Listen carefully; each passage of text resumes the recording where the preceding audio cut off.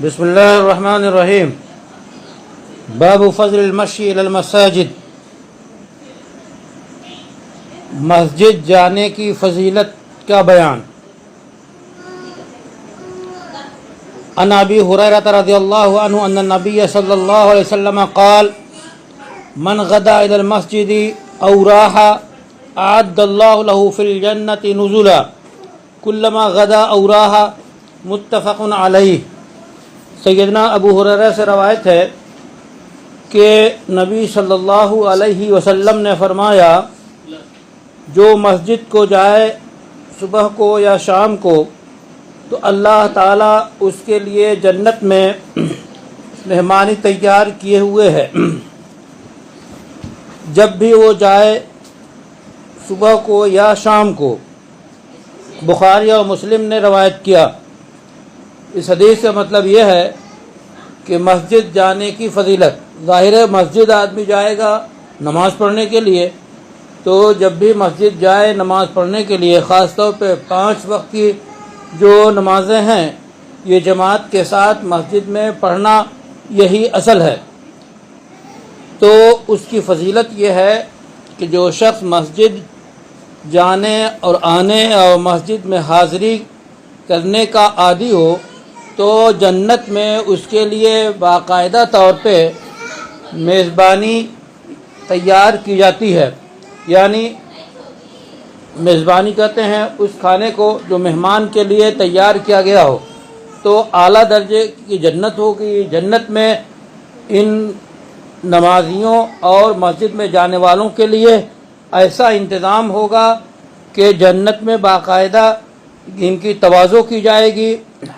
تو یہ فضیلت ہے مسجد میں حاضری کی۔ دوسری حدیث ہے وعنہ ان النبی صلی اللہ علیہ وسلم قال من تطہر فی بیتہ ثم مضى الى بیت من بیوت اللہ لیقضی فریضۃ من فرائض اللہ كانت خطواته احداها تحط خطیئۃ والاخرى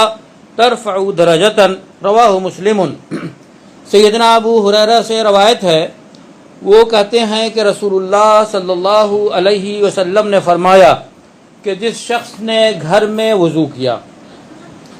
اس کے بعد کسی مسجد میں گیا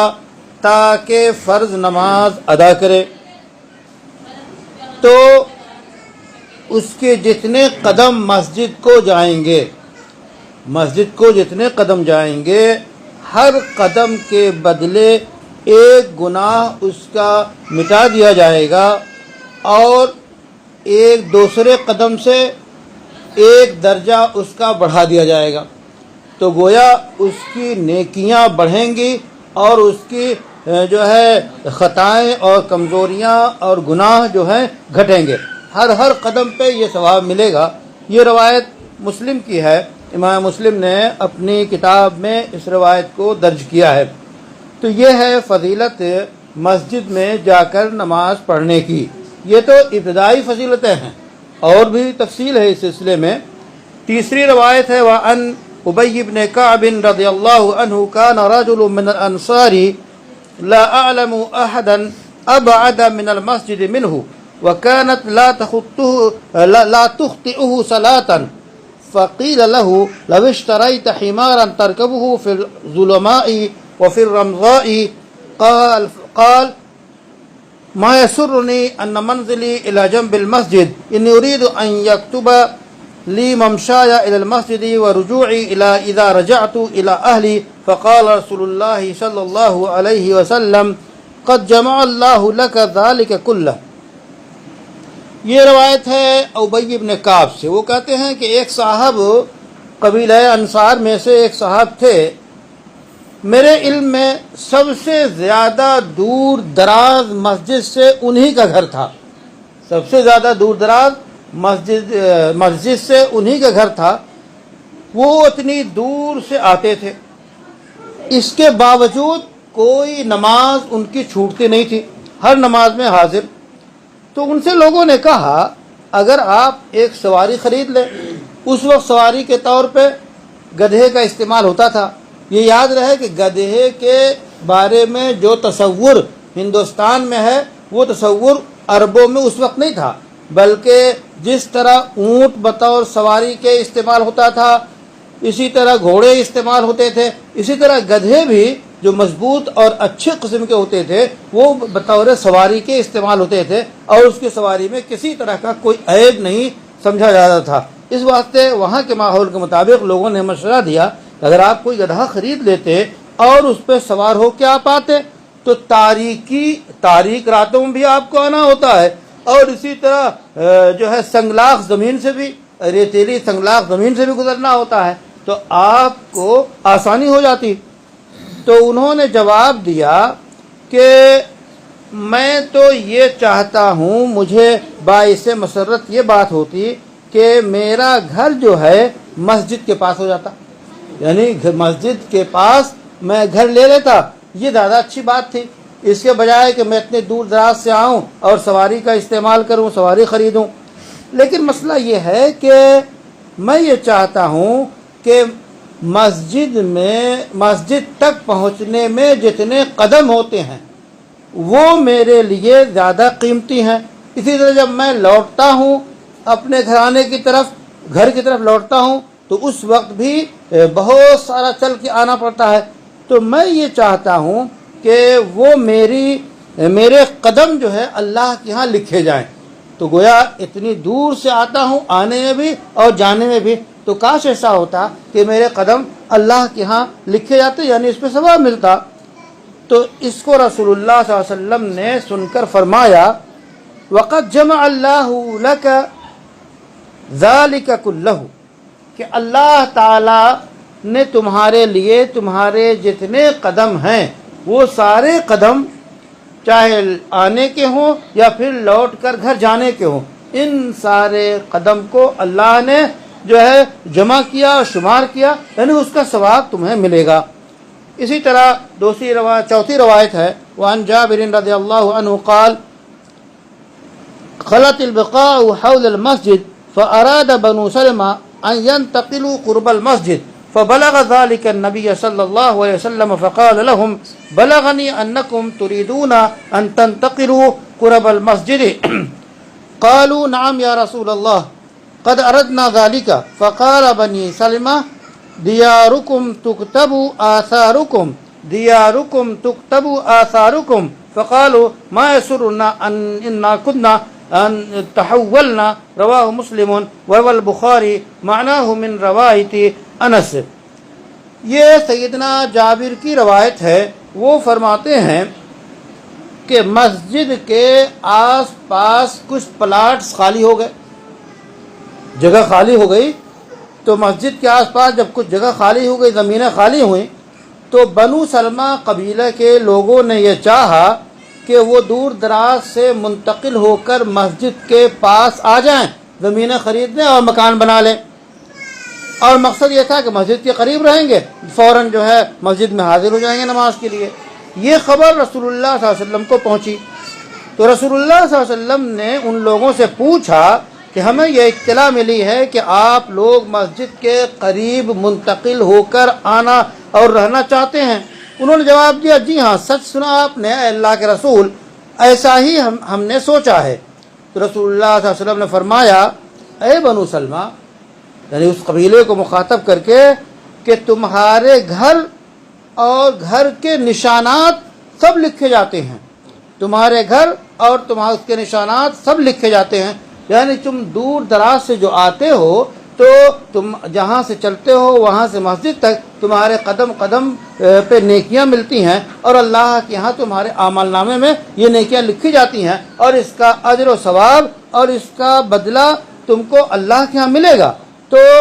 ظاہر ہے کہ جب گھر دور ہو جائیں گے تو وہ بات نہیں رہے گی۔ تو ان لوگوں نے کہا کہ پھر ہم نے منتقل ہونے کو جو ہے ارادہ ملتوی کر دیا، یعنی وہاں آنے کے لیے اور جو زمینیں خالی تھیں اور وہاں قریب میں مکان بنانے کے لیے اس ارادے کو ان لوگوں نے کینسل کر دیا اور چھوڑ دیا اور پھر وہیں رہے۔ اس کا حاصل یہ ہے کہ ایک تو یہ ہے کہ اپنے طور پہ مسجد سے قریب گھر ہو، اور باقاعدہ اس کے لیے گویا اپنے زمین کو بیچ کر مسجد کے قریب آنا، دقتیں اٹھانا، تو یہ جیسے احوال ہیں تو اس کو واضح کر دیا گیا کہ مسجد تک آنے میں اجر و ثواب بے حد ہے اور ہر قدم پہ نیکیاں ملتی ہیں۔ تو کسی کا گھر دور ہو تو وہ یہ نہ سمجھے کہ میں کیسے آؤں اور مسجد میں آنا عذر ہے اور کیسے وہاں حاضر ہوں، تو اسے عذر نہیں سمجھنا چاہیے بلکہ مسجد میں جانا چاہیے، کیونکہ مسجد میں جانے کا بے شمار اجر و ثواب ہے۔ اسی لیے بغیر کسی عذر کے مسجد کی حاضری کو ترک نہیں کرنا چاہیے۔ بہت سے لوگ ایسا کرتے ہیں کہ کبھی اپنے گھر پہ جماعت کر لیتے ہیں تو نماز تو ہو جائے گی، لیکن مسجد میں جو ثواب ملتا ہے، مسجد میں جو جانے کی برکت ہے، وہ گھر میں نماز پڑھ لینے سے کبھی حاصل نہیں ہو سکتی، الا یہ کہ شدید رکاوٹ ہو، جیسا کہ لاک ڈاؤن کے سلسلے میں رکاوٹیں ڈالی گئی، اب وہ مسجد جا ہی نہیں سکتا، تو پھر اپنے گھر میں جیسا کہ حسب تفصیل اور حسب شرط نماز ادا کرے تو اللہ کی ذات سے امید ہے کہ وہ ثواب ملے گا جو مسجد میں جو ہے نہ جانے کی وجہ سے جو ہے مسجد کا ثواب ملے گا، یہ اللہ کی ذات سے امید ہے۔ لیکن بالکل اس کو عادت بنانا یا معمولی عذر کی بنیاد پہ مسجد نہ جانا، گھر میں جماعت کر لینا، اس کی گنجائش بالکل نہیں ہے۔ وعن ابی موسیٰ رضی اللہ عنہ قال قال رسول اللہ صلی اللہ علیہ وسلم ان اعظم الناس اجرا فی الصلاة ابعدهم الیہا ممشا فابعدهم والذی ينتظر الصلاة حتى يصليها مع الامام اعظم اجرا من الذي يصلي ثم ينام، متفق علیہ۔ یہ روایت ابو موسیٰ سے ہے رضی اللہ تعالیٰ عنہ سے، وہ کہتے ہیں کہ رسول اللہ صلی اللہ علیہ وسلم نے فرمایا کہ لوگوں میں سب سے زیادہ اس نمازی کا ثواب ہے، سب سے زیادہ جو نمازی جس کا گھر سب سے زیادہ دور ہو،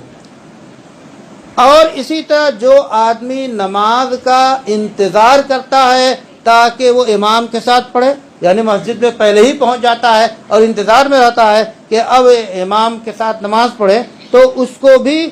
جو ہے ثواب ملتا ہے، اور اس کے مقابلے میں جو نماز پڑھ کے سو جاتا ہے، یعنی نماز پڑھ کے جو سو گیا اور مسجد میں امام کے ساتھ نماز پڑھنے کا انتظار نہیں کیا، تو اس کے مقابلے میں ظاہر ہے کہ اس کو ثواب نہیں ملے گا، لیکن جو انتظار کرے گا امام کے ساتھ نماز پڑھے گا تو اس کو ثواب ملے گا اور اس کو زیادہ ثواب ملے گا۔ یہ بھی بخاری اور مسلم کی روایت ہے۔ وعن بریدہ رضی اللہ عنہ عن النبی صلی اللہ علیہ وسلم قال وبشر المشائین فی الظلم الی المساجد بالنور التام یوم القیامہ۔ بریدہ رضی اللہ تعالیٰ عنہ سے روایت ہے، وہ کہتے ہیں کہ رسول اللہ صلی اللہ علیہ وسلم نے فرمایا کہ تاریکیوں اور اندھیرے میں مسجد کی طرف لپک کر چلنے والوں کو خوشخبری دے دو اس اجالے اور روشنی کی جو قیامت کے دن ہوگا۔ مکمل روشنی اور اجالا قیامت کے دن اسے ملے گا، اس کی ابھی دنیا میں بشارت اسے مل جائے۔ جو لوگ تاریکی اور اندھیرے میں مسجد جا کر نماز پڑھتے ہیں، ابو داؤد اور ترمذی نے اس کو روایت کیا۔ وعن ابی ہریرہ رضی اللہ عنہ ان رسول اللہ صلی اللہ علیہ وسلم قال الا ادلکم علی ما یمحو اللہ به الخطایا ویرفع به الدرجات قالوا بلى یا رسول اللہ قال اشباع الوضوء على المكاره وكثرة الخطى إلى المساجد وانتظار الصلاة بعد الصلاة فذلكم الرباط رواہ مسلم۔ کہتے ہیں کہ ابو ہریرہ رضی اللہ تعالیٰ سے روایت ہے کہ فرماتے ہیں رسول اللہ صلی اللہ علیہ وسلم نے فرمایا، کیا میں تمہیں ایسی چیز نہ بتاؤں جس سے تمہارے گناہ معاف ہو جائیں اور تمہارے درجات بڑھ جائیں؟ صحابہ نے کہا ضرور حضور، فرمائیں اے اللہ کے رسول۔ تو آپ صلی اللہ علیہ وسلم نے پہلی بات یہ بتائی کہ مزاج کو ناگوار ہو پھر بھی وضو کو مکمل کرنا، مزاج کو ناگوار ہو پھر بھی وضو کو مکمل کرنا۔ ظاہر ہے ٹھنڈک میں پانی کا استعمال مزاج کو ناگوار گزرتا ہے، لیکن پھر بھی وضو مکمل کرنا ایک چیز یہ ہے۔ دوسری چیز وَكَثْرَةُ الْخُطَى إِلَى الْمَسَاجِدِ، اور مسجد جانے میں زیادہ سے زیادہ چلنا، یعنی دور گھر ہو، دور سے آئے، مسجد دور ہو تو قدم زیادہ ہوں گے، تو دوسری چیز ہے یہ۔ وَانتظار الصلاة بعد الصلاة، اور نماز کے بعد نماز کا انتظار کرنا، یعنی ظہر کی نماز ختم ہوئی، اب فکر میں ہے کہ عصر کی کب ہوگی، اب کتنا وقت رہ گیا، کتنے منٹ رہ گئے، تو ایک نماز سے دوسری نماز ذہنی اور فکری طور پہ مستقل انسان جو ہے چوکنا رہے اور انتظار کرتا رہے، تو یہ بھی تو یہ تینوں چیزیں، یعنی وضو کو ناگوار مزاج ہوتے ہوئے بھی مکمل کرنا، اور مسجد کتنی ہی دور ہو وہاں چل کے جانا، اور ایک نماز کے بعد دوسری نماز کا انتظار کرنا، یہ تینوں چیزیں سرحد ہیں اور چوکیداری ہیں۔ ایک چوکیدار کس قدر جو ہے پہرا دیتا ہے اور ہر طرف دیکھتا رہتا ہے اور وہ کھڑا رہتا ہے، تو یہ چیزیں پہرے داری کے طور پہ ہیں اور بات ہیں۔ اس کو امام مسلم نے بیان کیا۔ آخری حدیث 8ویں ہے، وعن ابی سعید الخدری رضی اللہ عنہ عن نبی صلی اللہ علیہ وسلم قال اذا رأيتم الرجل يعتاد المساجد فاشهدوا له بالإيمان قال الله عز وجل اعوذ بالله من الشيطان الرجيم انما يعمر مساجد الله من آمن بالله واليوم الآخر الى آخر الآية رواه الترمذي وقال حديث حسن۔ ابو سعید خدری رضی اللہ عنہ سے روایت ہے کہ رسول اللہ صلی اللہ علیہ وسلم نے فرمایا، جب تم کسی انسان کو دیکھو کہ وہ مسجد کا عادی ہے، وہ مسجد کا کھوٹا ہے، بالکل مسجد کا عادی ہے، تو اسے جب ایسے شخص کو دیکھو کہ جو مسجد کا بالکل عادی ہے، پابند ہے، تو گواہی دو اس کے ایمان کی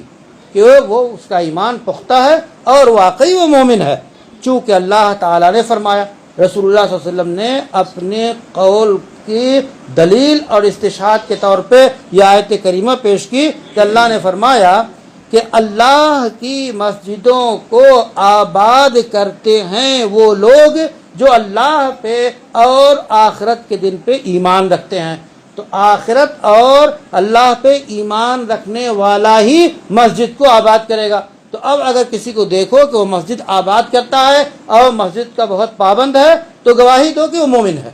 تو گویا ایمان اور نماز کا اتنا گہرا رشتہ ہے کہ ایمان جتنا پختہ ہوگا اتنی ہی پکا نمازی ہوگا۔ اس لیے نماز کی پابندی اور نماز کے آداب اور اس کی سنتیں، اور مسجد دور ہو نزدیک ہو، مسجد اور جماعت کی حاضری کی بے شمار فضیلتیں ہیں، ان سب کو حاصل کرنے کی کوشش کرتے رہنا چاہیے۔ ربنا تقبل منا انك انت السميع العليم وتب علينا انك انت التواب الرحيم برحمتك يا ارحم الراحمين۔